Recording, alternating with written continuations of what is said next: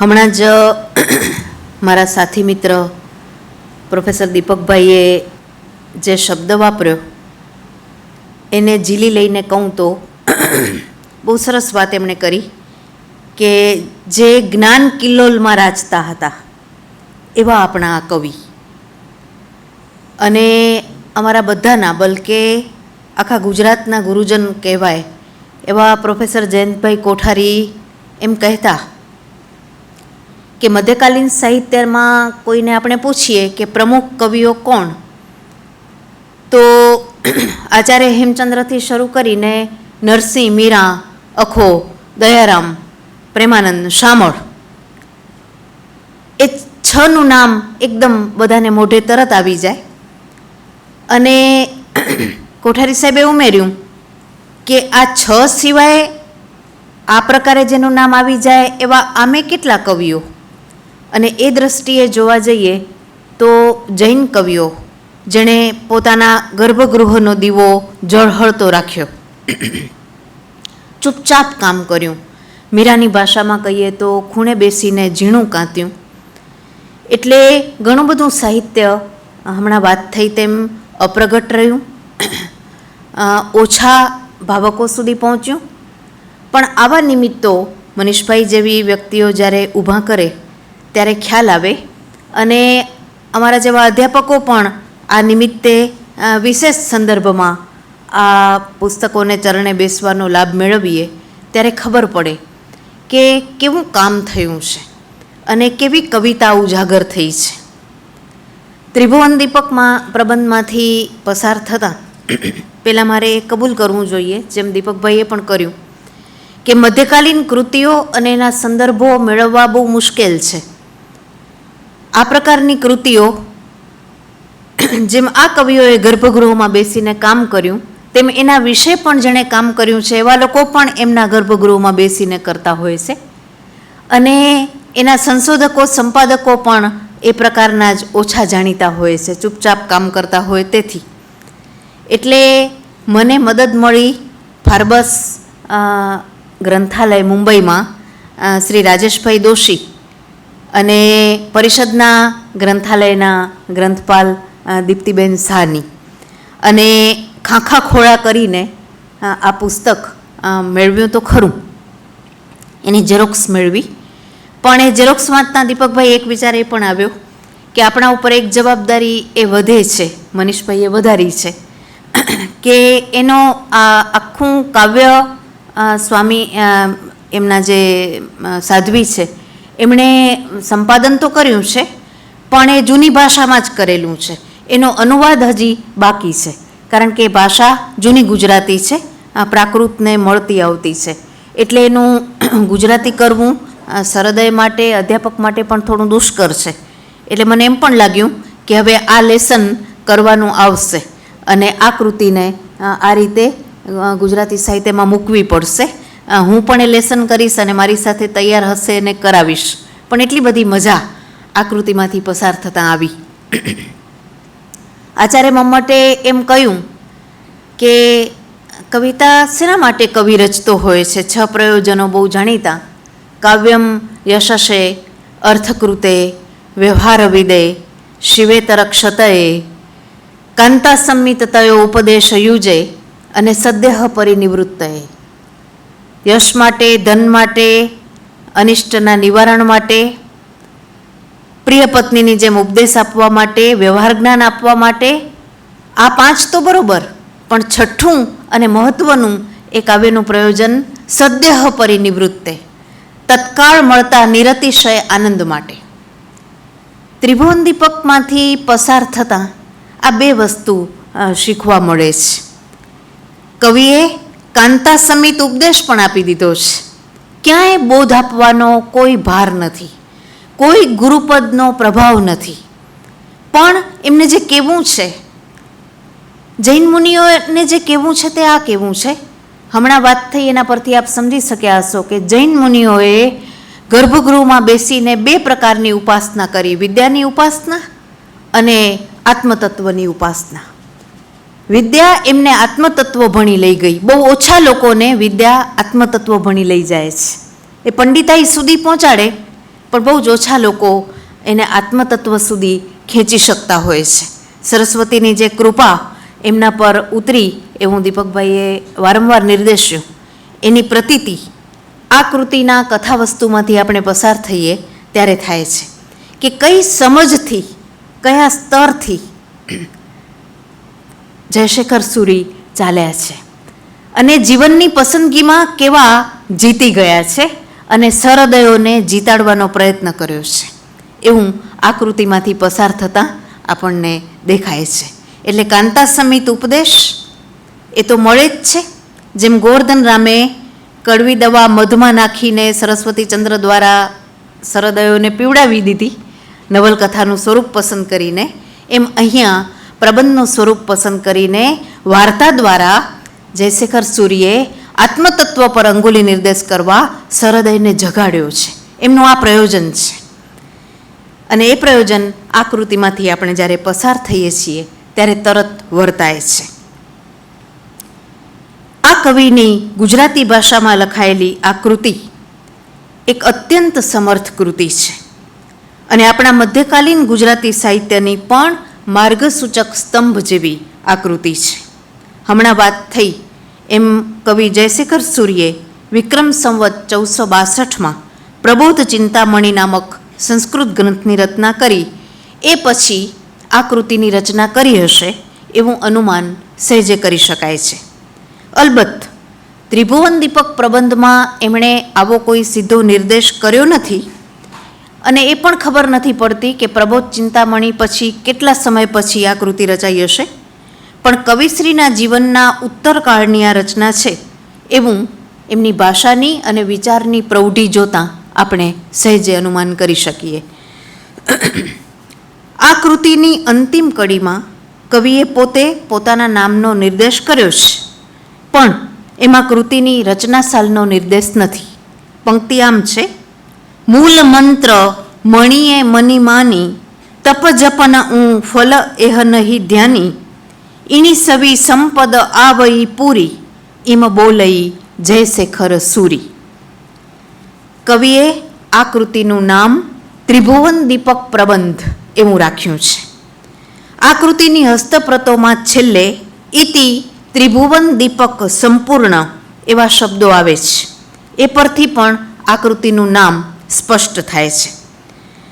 વળી કવિએ આ કૃતિને માટે ત્રિભુવન દીપક પ્રબંધ એવું નામાભિધાન પ્રયોજ્યું છે આ પંક્તિમાં: ત્રિભુવન દીપક એવું પ્રબંધ, પાપ તણવું તા સુહઈ ન ગંધ, મોહ ધ્યાન હિવ તોહિજી ટલઈ, જઈ વેસાનરી તનુ પર જલઈ.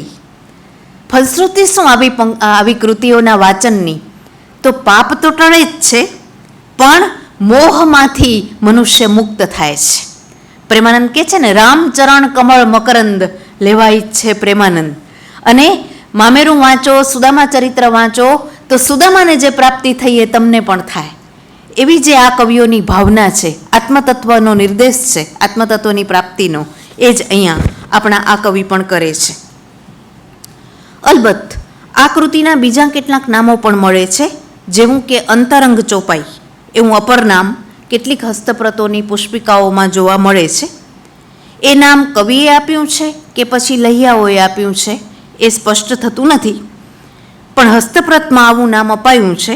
એ પરથી કેટલોક સમય આ નામ પણ પ્રચલિત રહ્યું હશે એવું સહેજે અનુમાની શકાય. લાલચંદ ભગવાનદાસ ગાંધી આ સંદર્ભમાં નોંધે છે કે આ ગ્રંથકારે ગ્રંથનું એક નામ હંસ વિચાર એવું પણ આપ્યું છે. આપણે ત્યાં પરમહંસ વિશેષણ પ્રચલિત છે, રામકૃષ્ણ પરમહંસ એ અત્યારના સંદર્ભમાં, પણ પરમહંસ એક પરંપરાથી આવતો શબ્દ છે આપણે ત્યાં. અને ત્રિભુવન દીપક પ્રબંધનું મુખ્ય પાત્ર પણ પરમહંસનું છે અને કૃતિનું લક્ષ્ય પણ પરમહંસ પદની પ્રાપ્તિનું છે. એટલે કદાચ એનું હંસ વિચાર એવું નામ ઉચિત પણ હોય. જુદા જુદા શબ્દો લઈને કવિ આ શબ્દ વાપરે છે, એના પરથી એવો એક અર્થ પણ ઘટાવ્યો છે કે હર્ષથી આત્મા સંબંધી વિચાર કરો, અને વાચકને પણ હંસ તરીકે કવિ સંબોધે છે. આટલા બધા સંદર્ભો જોતાં આ કૃતિનું હંસ વિચાર એવું નામ પણ ઉચિત લાગે એવું છે. આમ ત્રિભુવન દીપક પ્રબંધ, અંતરંગ ચોપાઈ, હંસ વિચાર અને પરમહંસ પ્રબંધ એ 4 નામમાંથી કવિએ પોતે જ કાવ્યમાં સ્પષ્ટપણે આપેલું નામ છે ત્રિભુવન દીપક પ્રબંધ. એટલે એને જ આપણે ઉચિત નામ ગણીને વિવેચકો અને આપણે બધા પણ ચાલીએ છીએ. વાંચતા વાંચતા અંગત રીતે અર્થઘટન કરતાં મને પણ એવું લાગ્યું કે ત્રિભુવન ઉપર જેણે પ્રકાશ ફેંક્યો છે, વિચારનો પ્રકાશ, જ્ઞાનનો પ્રકાશ, એ અર્થમાં પણ આ નામ બહુ જ ઉચિત છે. આ કૃતિની રચના કવિએ કયા સ્થળે કરી હશે અને એ માટે એને કેટલો સમય લાગ્યો હશે એનો કશો જ નિર્દેશ આ કૃતિમાં નથી. પણ કવિનું વિહાર ક્ષેત્ર ગુજરાતમાં મુખ્યત્વે પાટણ અને ખંભાતની આસપાસ રહ્યું હતું એ જોતાં ગુજરાતમાં ક્યાંક પણ આ કૃતિ રચાઈ હશે એવું આપણે સહેજે અનુમાની શકીએ. કવિશ્રીએ એક જ વિષયનું નિરૂપણ કરતી 2 કૃતિની રચના કરી છે. હમણાં કહ્યું તેમ સંસ્કૃત ભાષામાં પ્રબોધ ચિંતામણી અને ગુજરાતીમાં ત્રિભુવન દીપક પ્રબંધ. આ 2 કૃતિઓમાંથી કઈ કૃતિ પહેલી હશે એનું નિશ્ચિત પ્રમાણ નથી મળતું, પણ અનુમાન કરી શકાય કે એમણે પ્રથમ પ્રબોધ ચિંતામણીની રચના કરી હશે અને ત્યાર પછી ત્રિભુવન દીપક પ્રબંધની કરી હશે. પ્રબોધ ચિંતામણીની રચના વિક્રમ સંવત 1462માં ખંભાત નગરમાં એમણે કરેલી છે. એટલે ત્રિભુવન દીપક પ્રબંધની રચના તરત પછી એમણે કરી હશે એવું મનાય છે. પ્રબોધ ચિંતામણી 7 અધિકારની અંદર લખાયેલી સુદીર્ઘ કૃતિ છે, જ્યારે ત્રિભુવન દીપક પ્રબંધ 432 જેટલી કડીમાં લખાયેલી પ્રબોધ ચિંતામણી કરતાં નાની કૃતિ છે. કોઈને પણ એવો પ્રશ્ન થાય કે એક જ વિષય ઉપર 2 ભાષામાં 2 કૃતિ રચવાની કવિને શી જરૂર પડી હશે? કવિ પોતે તો નથી કહેતા, પણ એમ માનવામાં આવે છે કે પ્રબોધ ચિંતામણી સરહદયોમાં સંસ્કૃતના જાણકારોમાં એટલી બધી ખ્યાતિ પ્રાપ્ત કૃતિ બની કે આમ સમાજને સમજાય, આમ સમાજ એને માણી શકે એટલા માટે કવિએ પછીથી ગુજરાતીમાં આ જ વસ્તુને લઈને સામાન્ય જનોની ઈચ્છાને સંતોષવા માટે ગુજરાતીમાં આ કૃતિની રચના કરી. કવિ જયશેખર સૂરીએ પ્રબોધ ચિંતામણીની રચના પછી જ આ કૃતિની રચના કરી હશે એવું બીજા કેટલાક સંદર્ભો જોતાં પણ સમજાય છે. અલબત્ત એ પણ આપણે નોંધવું જોઈએ કે ત્રિભુવન દીપક પ્રબંધમાં ક્યાંય પ્રબોધ ચિંતામણીનો નિર્દેશ કવિ કરતા નથી, પણ એમણે પોતે પહેલી કૃતિને પોતાની નજર સામે રાખી હશે ત્રિભુવન દીપક પ્રબંધની રચના કરતી વખતે. એવું આપણે એટલા માટે કહી શકીએ કે ઘણા બધા સંદર્ભો વિવેચકોએ તારવ્યા છે અને તુલના કરી છે, તો શ્લોકોના શ્લોકો પ્રબોધ ચિંતામણી સાથે આ કૃતિના પણ સમાન આવે છે. એનું તુલનાત્મક અધ્યયન એક જુદો વિષય બને એવો મુદ્દો છે. લગભગ 42 જેવા એટલા સ્થળો છે જેમાં પ્રબોધ ચિંતામણીના શ્લોકો લગભગ એવા જ ભાવાર્થ સાથે ત્રિભુવન દીપક પ્રબંધમાં આવે છે. આવા ઘણા બધા શ્લોકોની ચર્ચા સમયના સંદર્ભમાં હું ટાળું છું, પણ એ શ્લોકોની જે ભાષા છે બંને કૃતિમાં, સંસ્કૃતમાં પણ અને ગુજરાતીમાં પણ, એમાં એમનું ભાષા પ્રભુત્વ, એમનું લય પ્રભુત્વ એ બહુ જ દાદ માગી લે એવું છે. હા, બીજી વાત એ પણ કરવા જેવી છે કે પ્રબોધ ચિંતામણી અને ત્રિભુવન દીપક પ્રબંધમાં સંખ્યાબંધ નાના નાના ફેરફારો કવિએ કર્યા છે. એટલે આપણે એવું પણ અનુમાન કરી શકીએ કે પ્રબોધ ચિંતામણી પછી ત્રિભુવન દીપક પ્રબંધ રચતા રચતા કવિ સુધારતા ગયા છે, ફેરફાર કરતા ગયા છે. કોઈ પણ વ્યક્તિ બીજી કૃતિ રચે એટલે સ્વાભાવિક રીતે એમાં વિકાસ પ્રક્રિયા આવવાની જ. કવિને પોતાને પણ એમ લાગે કે અહીંયા આને બદલે આ વધારે સારું લાગશે. એવા કેટલાક સ્થાનો પણ આ કૃતિમાં જોવા જેવા છે. જેમ કે 1-2 દાખલા લઈએ તો પ્રબોધ ચિંતામણીમાં એના એક પાત્ર વિમલ બોધની પુત્રીનું નામ તત્વરુચિ છે અને ત્રિભુવન દીપક પ્રબંધમાં એ જ નામ સુમતિ છે. એટલે એકદમ સરળ કરી નાખ્યું. આપણે જોયું કે આમ સમાજ સમજી શકે અને છતાં એનો અર્થ જળવાઈ રહે એટલે એનું સરળીકરણ કર્યું છે. નરસિંહ શું, મીરા શું, જૈન મુનિઓ શું, એમણે મોટામાં મોટી સેવા કરી હોય તો જ્ઞાન વિચારનું સરળીકરણ કરવાની છે. બહુ ઓવારી જવાય એવો આ મુદ્દો છે.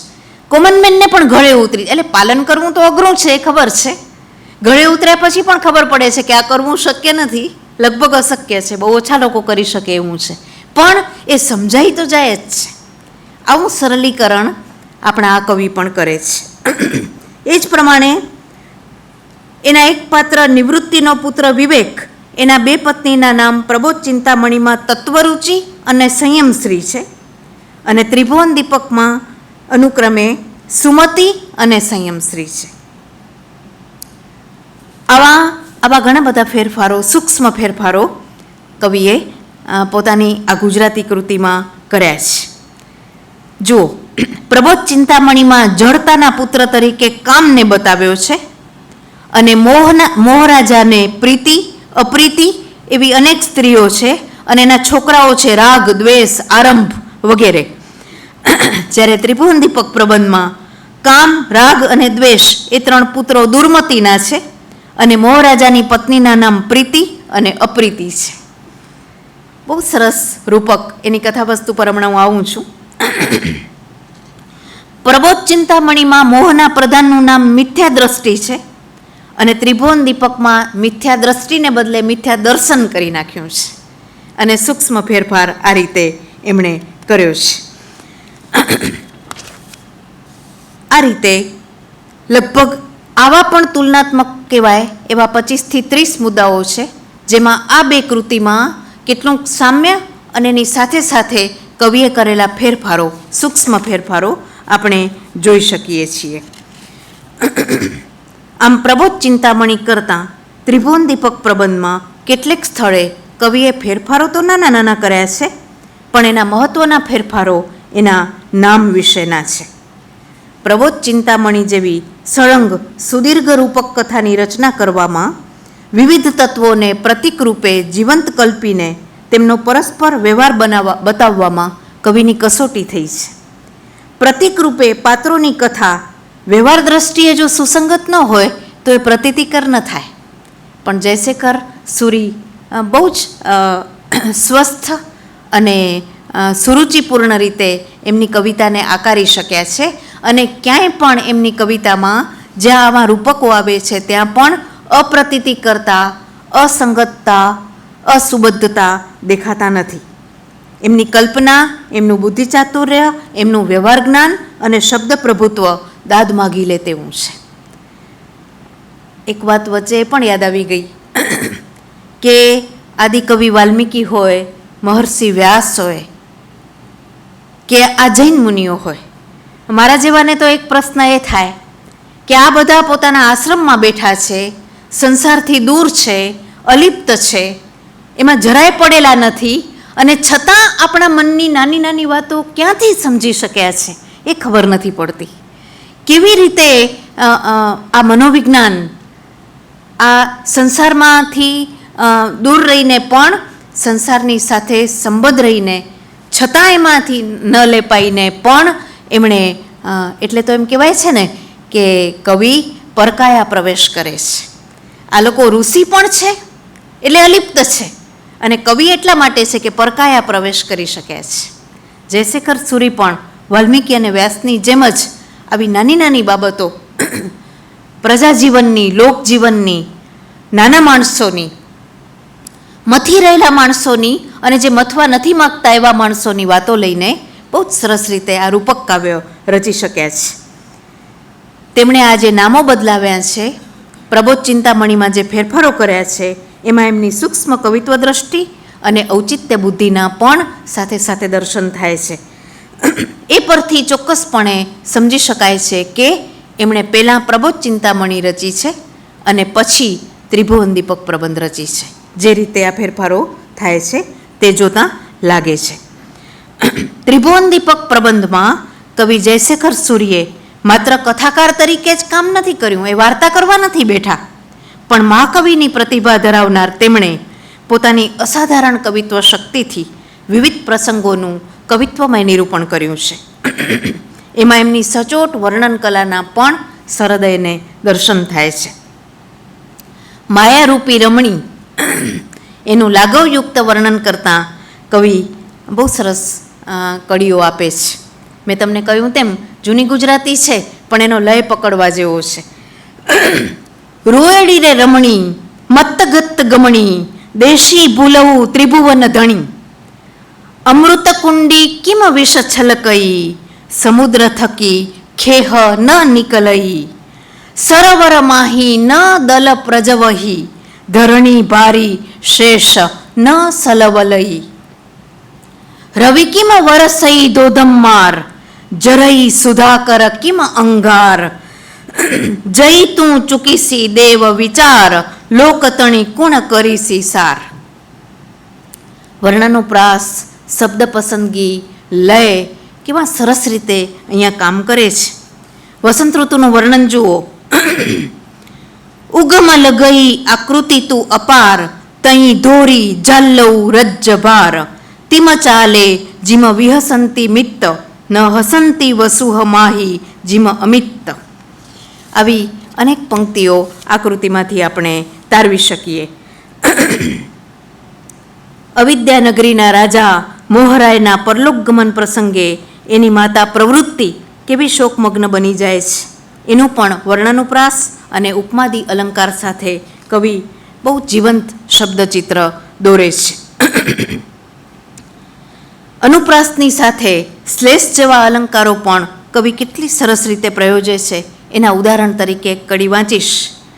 નિવૃત્તિ ગઈ તો ઉઈ હુઈ નિવૃત્તિ મન રહી નિચરઈ કહી પ્રવૃત્તિ દીવરા વઈ બેટા નઈ રાજ ફલિયું મનોરથ મહારવું આજ. કવિ જયશેખર સુરીની કવિ પ્રતિભાનું સરસ દર્શન જેમ એમના ઉપમાદી અલંકારોમાં થાય છે, તેવું જ સરસ દર્શન એમણે પ્રયોજેલા દ્રષ્ટાંત આદિ અલંકારોમાંથી પણ થાય છે. કવિની નિરીક્ષણ શક્તિ અત્યંત સૂક્ષ્મ છે અને સરદયને અત્યંત પ્રતીતિકર લાગે છે. શશી વીણ પૂનમ લાજઈ વાઈ પૂનમ વીણ શશિખંડ ઉથાઈ સકલ પુરુષ સુકુલિની નારી બિહઉં જોડી થોડી સંસારી. આવી ઘણી બધી પંક્તિઓ આકૃતિમાં છે. કવિની બીજી વિશેષતા એ છે કે તેઓ પોતાની અનુભૂતિને ઓછા પણ સચોટ અને માર્મિક શબ્દોમાં અભિવ્યક્ત કરે છે.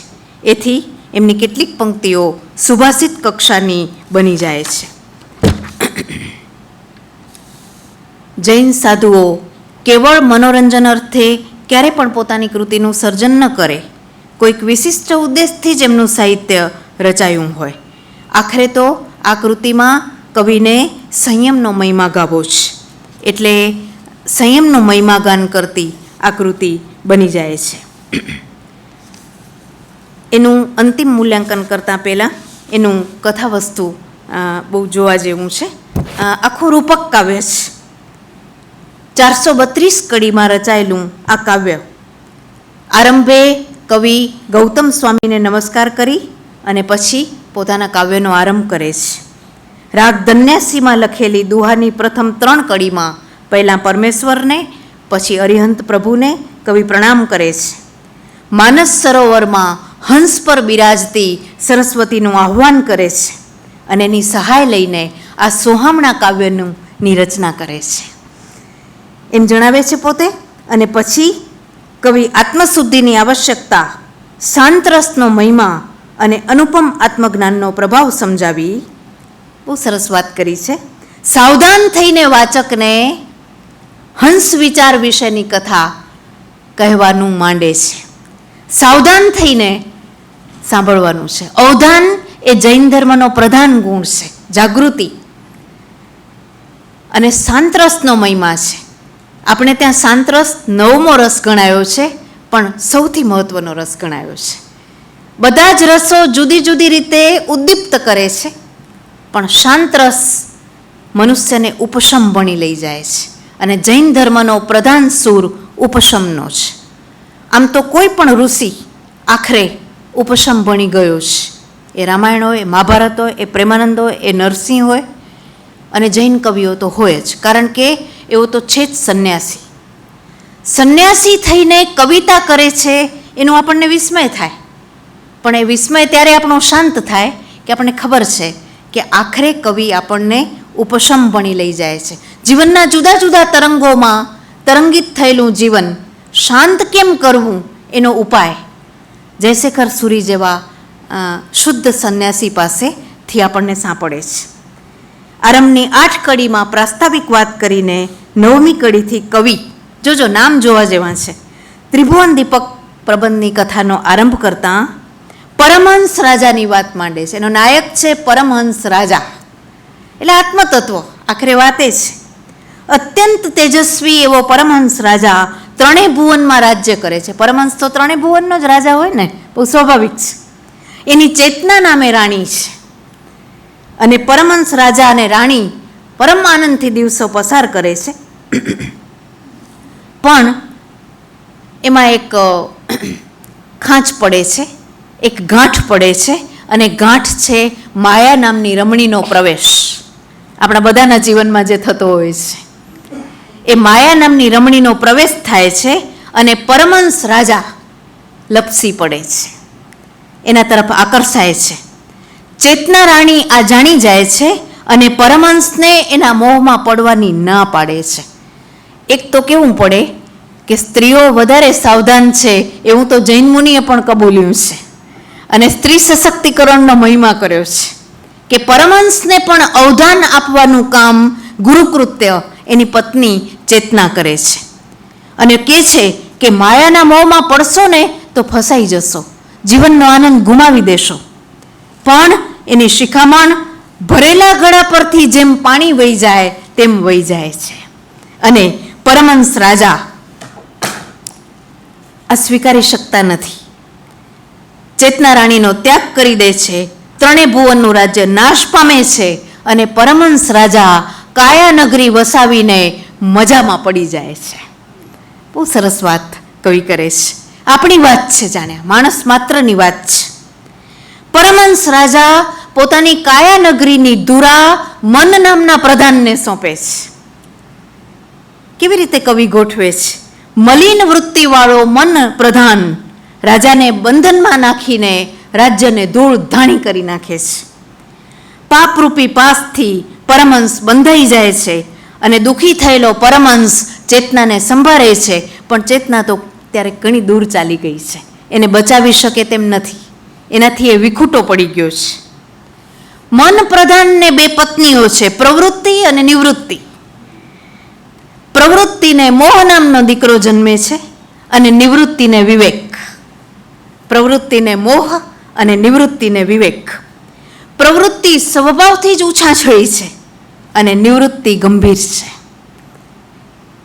પ્રવૃત્તિ મનને પોતાના પ્રેમથી વશ કરી લે છે, અને એકાંત જોઈને એકવાર પતિને ચડાવે છે. ચડાવવાનું કામ પહેલેથી ચાલ્યું આવે છે, જૂની પ્રવૃત્તિ છે, અને અહીંયા પ્રવૃત્તિ નામની પ્રવૃત્તિ જ કરે છે. પતિને કહે છે કે તમારી આ બીજી પત્ની નિવૃત્તિ છે ને એ અમને હેરાન કરે છે અને મારવાનો ધંધો કરે છે એવું લાગે છે મને, અને એનો દીકરો એ પણ એવો જ છે વિવેક, એટલે સારું એ છે કે તમે એને દૂર કરો. અને મોહ એનો દીકરો પ્રવૃત્તિનો એ કેવી રીતે મોટો થશે? કારણ કે આ 2 જણ એને હેરાન કરે છે, ઓરમાન માતા નિવૃત્તિ અને એનો દીકરો વિવેક. એટલે મન આ પ્રધાન આ બંનેને કાઢી મૂકે છે. કોને? મોહને, વિવેકને અને નિવૃત્તિને. અને એ લોકોના ચાલ્યા જવાથી આ 3 જણા મોજમાં આવી જાય છે. મોહ, પ્રવૃત્તિ અને મન. અને મોહને રાજ્ય આપે છે, અને પોતાનો મનોરથ પિતા પૂર્ણ કરે છે. મોહ રાજા બને એટલે શું થાય? પતી ગઈ વાત. ધાંધલ ધમાલ મચી ગઈ. અવિદ્યા નામની નગરી સ્થપાઈ ગઈ, અને એનો એ રાજા બની ગયો. અને અવિદ્યા નગરી કેવી છે? કવિ બહુ સરસ વર્ણન કરે છે. અવિદ્યા નગરી ગઢ અજ્ઞાન. અજ્ઞાનના ગઢમાં વસેલી આ અવિદ્યા નગરી, જેમાં તૃષ્ણા સાઈ મોઠું માન, જેમાં તૃષ્ણાનું રાજ્ય છે, જેમાં મમતા મુખ્ય છે, કુમતી નામનું સરોવર છે. બહુ સરસ આખું વર્ણન છે. અને મોહરાજાનો પરિવાર તો જુઓ, મોટું કુટુંબ છે. મોહનું તો કુટુંબ જ કુટુંબ છે. દુર્મતી નામની રાણી છે, મોટો પુત્ર કામ છે, રાગ અને દ્વેષ નાના પુત્રો છે, નિદ્રા, અધૃતિ અને હિંસા એની દીકરીઓ છે, મિથ્યા દર્શન પ્રધાન છે, 8 કર્મ એના મંત્રીઓ છે, 7 વ્યસનો 7 અંગો છે, અમર્ષ નામનું એનું છત્ર છે, રતિ અને અરતિ એને ચામર ઢોળે છે, અને પરિગ્રહનો ભંડાર છે. આવા મોહના રાજ્યમાં એને બધા ડૂબી ગયા છે. બીજી બાજુ દેશવટો પામેલા નિવૃત્તિ અને વિવેક પોતાને રહેવા માટે અનુકૂળ સ્થળ શોધે છે. ફરતા ફરતા જોજો પ્રવચન નામની નગરીમાં આવે છે. રળિયામણા નગરને જોઈને વિવેક માતાને કહે છે કે આપણે અહીંયા વિસામો લઈએ, અને માતા પુત્ર શમ અને દમ નામના વૃક્ષની છાયામાં બેસે છે. નિવૃત્તિ છે આ તો, એટલે જ્યાં બેસે છે એ પણ શમ અને દમ છે. ત્યાંના કુલપતિ વિમલબોધને જોઈને બંને જણા નમસ્કાર કરે છે, અને નિવૃત્તિ હાથ જોડીને વિમલબોધને પૂછે છે કે હું મારા પુત્રને સુખી ક્યારે જોઈ શકીશ. ત્યારે વિમલબોધ એને તપાસે છે વિવેકને, અને એના લક્ષણો જોઈને ખુશ થઈને કહે છે કે તારા દીકરાની તોલે કોઈ ના આવે, એ ત્યારે સુખી થશે જ્યારે મારી દીકરી સુમતીને પરણશે. પેલી તો રાજી થઈ ગઈ કે આશ્રય શોધતી હતી અને પુત્રવધુ એ મળી ગઈ ભેગી. આ બંને ભેગા થઈ ગયા. તો સુમતી નામની વિવેકની પત્ની કોણ હોય? સુમતી, અને વિમલબોધની પુત્રી છે.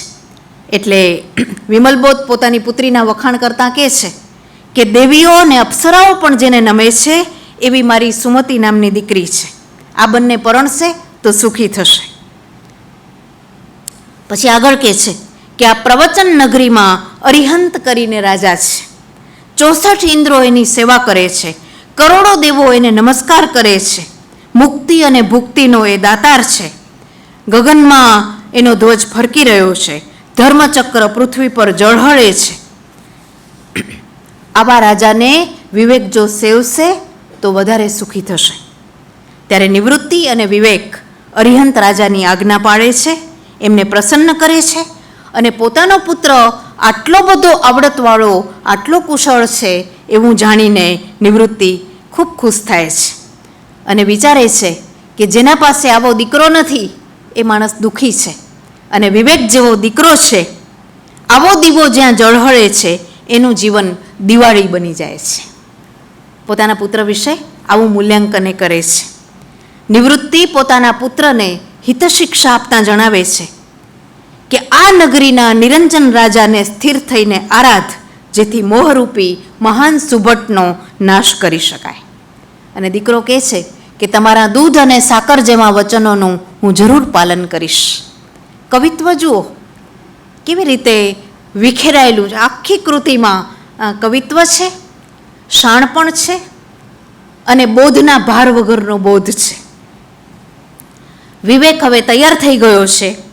અરિહંત રાજા એને પુણ્યરંગ પાટણ નામની નગરીનો રાજા બનાવે છે, અને તત્વચિંતન ઉપર આરૂઢ થઈને વિવેક માતા નિવૃત્તિ અને પત્ની સુમતીને સાથે લઈને નગરીમાં પ્રવેશ કરે છે. વિવેકની આણ વર્તે છે, અને પાખંડીઓ પ્રાણનો ત્યાગ કરે છે એના પ્રભાવથી. અને આ બાજુ મોહને વિચાર આવે છે, વિવેકનો ઓરમાનભાઈ, મન પ્રધાનના 2 દીકરા, એક આ બીજો આ, કે મારા પિતા મૂરખ છે કે એણે વિવેકને જીવતો રાખ્યો છે. અમે 2 ઉંદર અને સાપ જેવો સંબંધ ધરાવીએ છીએ, એટલે મારે એને મારી જ નાખવો પડે. એટલે વિવેકને શોધવા મોહરાજા માણસો મોકલે છે. વિવેકના સેવકો કોણ છે? દંભ વગેરે સેવકો વિવેકને શોધવા નીકળી પડે છે. વિવેકનો પત્તો મળે છે કે પાટણમાં છે, પણ ત્યાં વિવેકના જ્ઞાન અને તલાર એવા સેવકો એને રોકે છે. મોહના સેવકો પાછા જાય છે અને મોહને સમાચાર આપે છે. દંભ જ્યારે સભામાં પહોંચે છે ત્યારે મોહરાજા પ્રેમથી એની પીઠ પર હાથ ફેરવીને કહે છે કે શું થયું? એટલે પેલો કહે છે કે ભાઈ વિવેક તો ત્યાં મજાનો રાજા થઈને બેઠો છે અને આપણું બહુ હાલે એમ નથી. કેવું છે આ પાટણ નગર જ્યાં વિવેક રાજા છે? ભાસના એક નાટકમાં કહેવાયું છે કે ઉસરે સુઅપી સસ્યમ સ્યાદ યત્ર રાજા યુધિષ્ઠિરા, યુધિષ્ઠિર જ્યાં રાજ્ય કરતા હોય ત્યાં ખારા પાટમાં પણ ધાન ઉગે. આ વિવેકનો પ્રભાવ છે. વિવેક માત્રનો આ પ્રભાવ છે. પછી એ નાયક યુધિષ્ઠિર હોય કે આમના નાયક વિવેક હોય. તો કેવી છે વિવેકની નગરી, જ્યાં બ્રહ્મચર્ય રૂપી સરોવર છે અને તેની નવવાડ રૂપી નવપાલી છે, સંયમ રૂપી વન છે, સુકૃતિ નામનો ગઢ છે.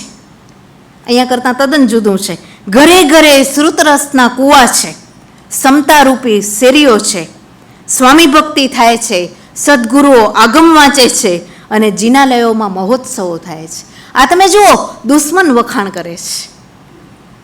આ એક જોવા જેવી વાત છે. ત્યાં શકુનીનું આ વાક્ય છે કે ઉસરેસુ અપી સસ્યમ સ્યાદ યત્ર રાજા યુધિષ્ઠિર. શકુનીને આ કબૂલ કરવું પડ્યું છે અને અહીંયા દંભને આ કબૂલ કરવું પડ્યું છે કે આ છે પાટણ નગરી, જ્યાં તમારો દીકરો વિવેક આ કરીને બેઠો છે. પણ મોહને તો ક્યાં પડી છે? પેલાને સુમતી નામની રાણી છે, મોટો પુત્ર વૈરાગ્ય છે, સંવર અને સમરસ નાના પુત્રો છે, સુવિચાર નામનો એનો બાલમિત્ર છે, અત્યંત રૂપવાન એવી મૈત્રી, કરુણા અને મુદિતા નામની દીકરીઓ છે. બુદ્ધના સૂત્રો છે આ મૈત્રી, કરુણા અને મુદિતા એ નામની દીકરીઓ છે. અને ઉપશમ, વિનય, સરળ અને સંતોષ એ ચાર એના મહાધર છે. નગરીમાં ધ્યાનરૂપી ગુપ્તચરો ફરે છે. ઉપદેશરૂપી છત્ર વિવેકે ધારણ કર્યું છે. ક્રિયાકલાપરૂપી કોઠાર છે. 36 ગુણરૂપી દંડાયુદ્ધ છે. સારા પુરુષોની સંગદા નામના પાર્ષદો છે અને સત્યરૂપી સિંહાસન ઉપર એ આસીન થયેલો છે. આમ છે. આને હણવો કેવી રીતે? બીજી બાજુ વિવેક રાજા સભામાં બેઠો છે, ત્યાં દંભને જોવે છે એટલે મંત્રીને બોલાવીને મોહ સાથે લડવાની એ તૈયારી કરે છે અને એ લડાઈ મંડાય છે. ત્યારે વિવેકરાયની પ્રથમ રાણી સુમતી આ બધું સાંભળીને કહે છે કે તમે એક કામ કરો, બીજી પત્ની પણ કરો, જેનું નામ છે સંયમશ્રી. ભલે આપણા ઘરમાં મારી શોક્ય આવે, અમે બે ભેગા થઈને તમને મદદ કરશું અને સારી રીતે રહેશું, પણ અમારા બેની મદદથી જ તમે મોહને જીતી શકશો. સુમતી અને સંયમશ્રી. એ પેલી પત્ની જ બીજી પત્નીને આવવા દે છે. દિવસે દિવસે વિવેકના રાજ્યનો વિસ્તાર વધે છે અને મોહ એ સાંભળીને ક્ષોભ અનુભવે છે અને એમ કહે છે કે પિતાજી મને રજા આપો, હું નાનું પણ સિંહનું બચ્ચું છું, ગમે એમ વિવેકને મારીને આવીશ.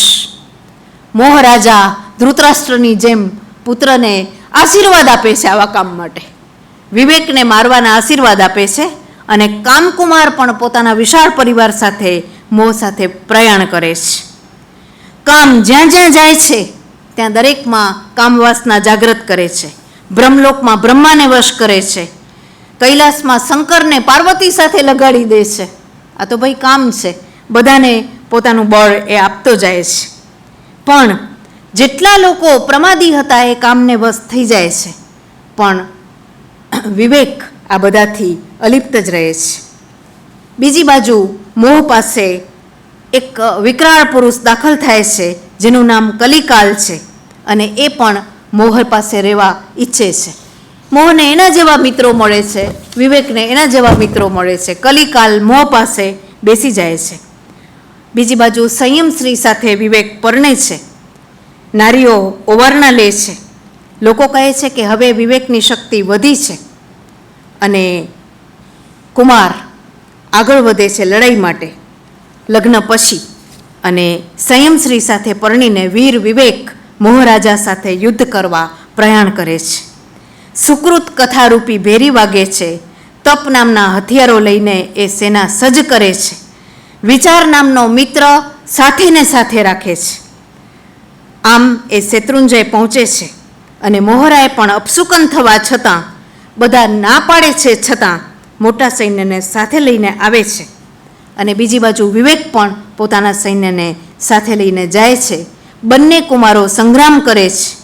તેમાં વૈરાગ્ય કામને જીતે છે, પુરુષાર્થ પ્રમાદને જીતે છે, ઉપશમ ક્રોધને જીતે છે, વિનય અહંકારને, સરળતા દંભને, સુખ અને સંતોષ લોભને, તપ મહાસુભટને અને કરુણા હિંસાને જીતે છે.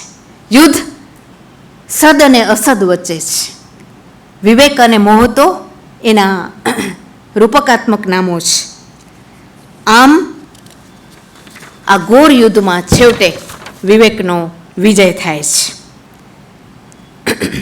અને એ સમયે નિવૃત્તિને તેડીને અબળાઓ રણભૂમિમાં રાસ રમે છે અને વિવેકના છંદ ગવાય છે. વિવેકની પ્રશસ્તિ કરતાં સુભટો ગાય છે કે હે વીર રત્ન, બહુ સરસ પંક્તિ છે, હે વીર રત્ન, હે ધર્મ ધુરંધર, ત્રિભુવનના આધાર, મેરુ પર્વત સમાન ધીર, ભ્રમર જેમ કમળની સેવા કરે એમ દેવો અને મનુષ્યો તમારી સેવા કરે છે. તમારા નામ માત્રથી જન્મ, જરા અને મૃત્યુ દૂર થાય છે. હે મનમંત્રીના પુત્ર, અમારી સેવાને સફળ કરજો. મોહનું મૃત્યુ થાય છે, વિવેક જીતે છે. મોહ પરલોકમાં જાય છે ત્યારે પ્રવૃત્તિ શોકમાં આવી જાય છે અને તડકામાં માકડ ટળવળે તેમ ટળવળે છે.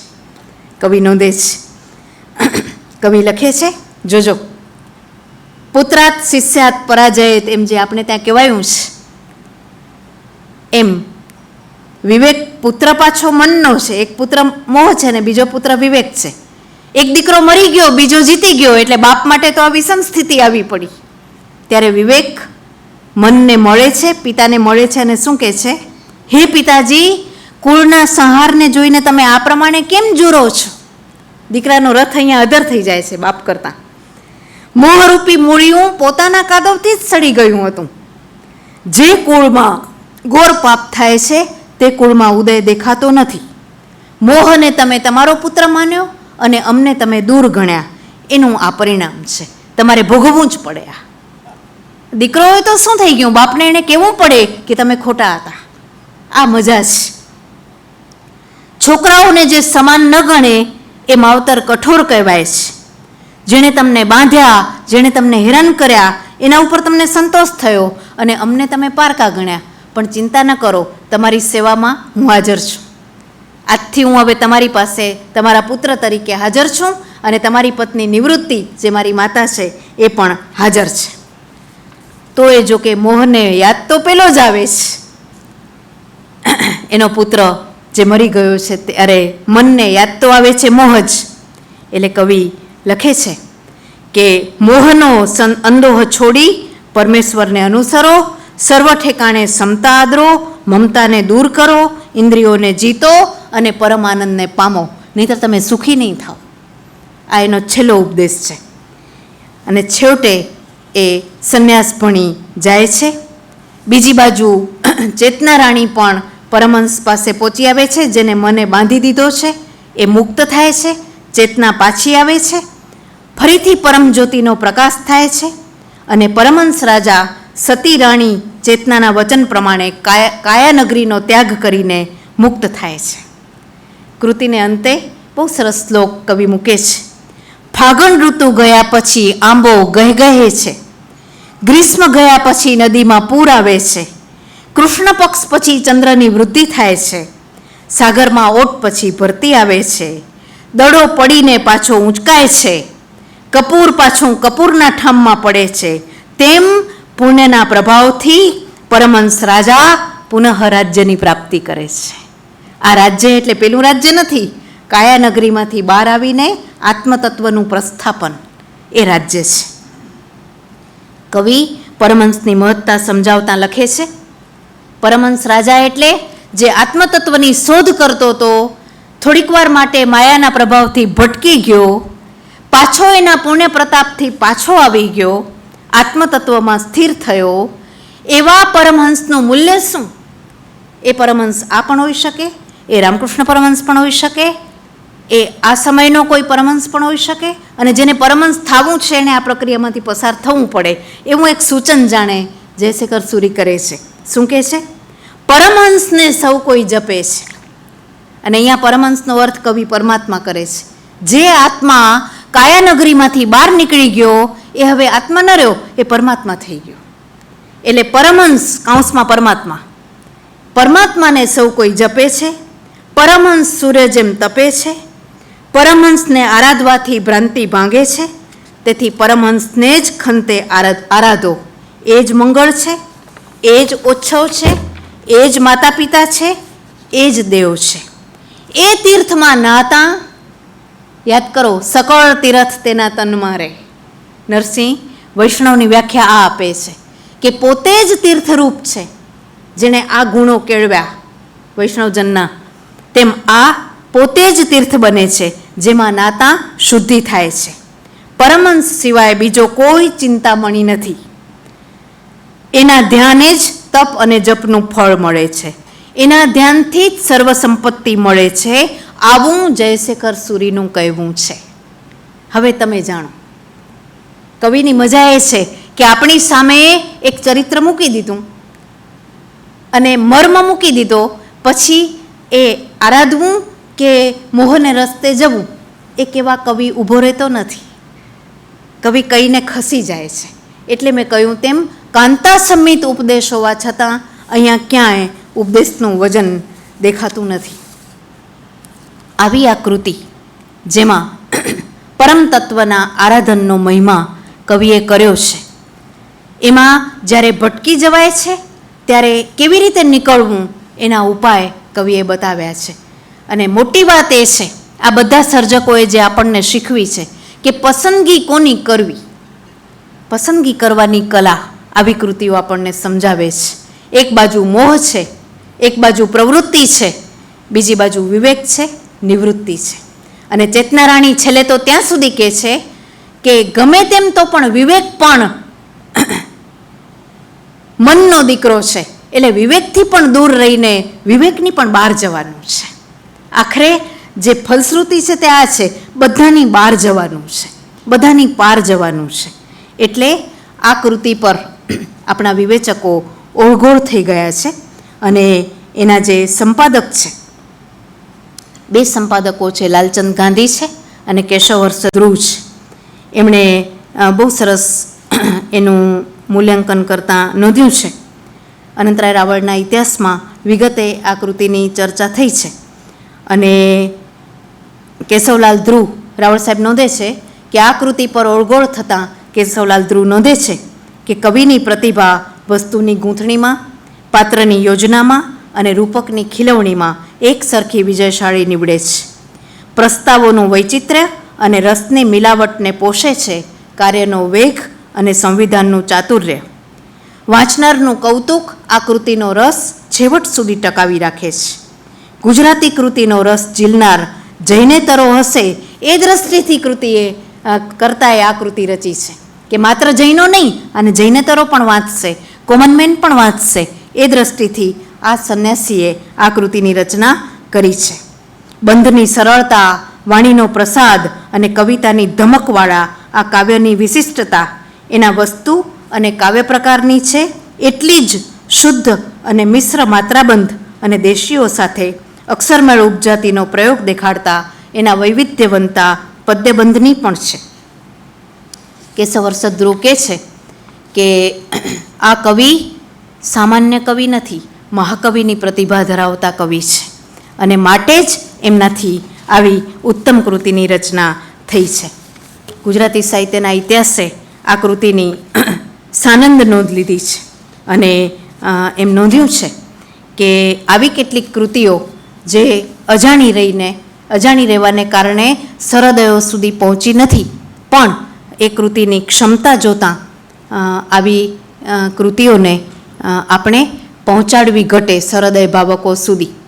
પણ આજે અમને બંનેને અને અહીંયા આવનાર અને આવી ગયેલા તમામ વક્તાઓને એ વાતનો આનંદ છે કે આ પ્રકારનો ઉપક્રમ સહૃદયો સુધી પહોંચાડીને મનીષભાઈએ, ઓમ ફાઉન્ડેશને સાચે સાચ એક ગુરુ કૃત્ય કર્યું છે એમ જ કહી શકાય. કારણ કે મેં કહ્યું તેમ શરૂઆતમાં અધ્યાપકો પણ કદાચ આવી કૃતિ સુધી આવા સંદર્ભો વખતે જ પહોંચતા હોય છે. કારણ કે જાણીતી કૃતિઓ સાથે આપણે એટલા બધા ગૂંથાઈ ગયેલા હોઈએ છીએ, અને જૂની ભાષા, એને લગતી માહિતીનો અભાવ એને કારણે પણ આપણે નથી પહોંચી શકતા. પણ બીજી એક વાતની એ પણ નોંધ લેવી જોઈએ કે આ કૃતિ સાધ્વી શ્રી મોક્ષ ગુણાશ્રીજીએ ગુજરાતીના સમર્થ વિવેચક અધ્યાપક રમણલાલજી શાહ પાસે એનું PhD નિમિત્તે અધ્યયન કર્યું મુંબઈ યુનિવર્સિટીએ એમને પદવી આપી અને આર્ય જનકલ્યાણ કેન્દ્રે આ કૃતિને 1985માં પ્રકાશિત કરી. એટલે આવા જે ઉપક્રમો સંસ્થાઓએ પણ કર્યા, જૈન ગુરુઓએ પણ કર્યા અને જૈન સાધ્વીશ્રીઓએ પણ આવી તપશ્ચર્યા કરી. એ આ કૃતિનો મહિમા છે. સાથે સાથે એ કૃતિને ભણવાની, એની ઉપાસના કરનાર એના વિદ્યાર્થીઓનો પણ એટલો જ મહિમા છે. આપણે એમ ઈચ્છીએ કે આવા પ્રયત્નો ભવિષ્યમાં આવા અભ્યાસોને આગળ લઈ જાય. અહીંયા ઘણા બધા વિદ્યાર્થી મિત્રો હાજર છે, તો આવા સંશોધનોને, મેં હમણાં જ કહ્યું તેમ, આનો અનુવાદ ખૂટે છે તો એવા કામોને આગળ લઈ જશે તો મનીષભાઈનો, ઓમ ફાઉન્ડેશનનો આ જે પ્રશસ્ય પ્રયત્ન છે એને વધારે બળ મળશે. અને હમણાં વાત થઈ દીપકભાઈએ કરી તેમ એક પરંપરા આવા નિમિત્તોએ ઊભી થાય છે, તો આ કામ પછી આ કામ એવી એક પરંપરા પણ ઊભી થાય છે. એટલે આ સાધ્વીશ્રીએ કરેલો આ અભ્યાસ મને બહુ જ કામ લાગ્યો અને આ ગ્રંથપાલ મિત્રોએ જે મદદ કરી એને પણ અત્રેથી હું આભાર સાથે યાદ કરું છું. મુનિના ગુણાનુવાદ કરવાની આ તક મને મળી, આવી સુંદર કૃતિમાંથી પસાર થવાની તક મળી, પસંદગી કરવાની કલા પણ આ કૃતિને નિમિત્તે ફરીથી એકવાર સમજવાની તક પણ મને મળી. આ બધા જ ઉપક્રમો અહીંયાથી સાથે લઈને, મારામાં અંદર રાખીને હું મારી વાતને અહીંયા અધૂરી છોડું છું. આભાર. આભાર દીપકભાઈ, આભાર દર્શનાબેન. બંને વક્તાઓના વક્તવ્યથી આપણને કંઈક વિશેષ પ્રાપ્તિ થઈ હોય તો બંને વક્તાઓનું ખૂબ તાળીથી અભિવાદન કરીશું. દીપકભાઈ, દર્શનાબેન, આપનો આભાર, આપને વંદન. આપ સૌ સમય ખર્ચીને આવ્યા એ માટે આપનો આભાર. આ કાર્યક્રમની નોંધ જે કંઈ ગુજરાતી અંગ્રેજી અખબારો લીધી એ તમામ અખબારોના તંત્રશ્રી, રિપોર્ટરશ્રી, ફોટોગ્રાફરશ્રીનો આભાર. જેમને નિમંત્રણ કાર્ડ કુરિયરથી નથી મળતા તો તેઓ બહાર પોતાનો વોટ્સઅપ નંબર લખાવી શકે છે. તે માધ્યમ દ્વારા અમે આગામી જે કંઈ કાર્યક્રમો થશે એની માહિતી આપને પહોંચાડીશું.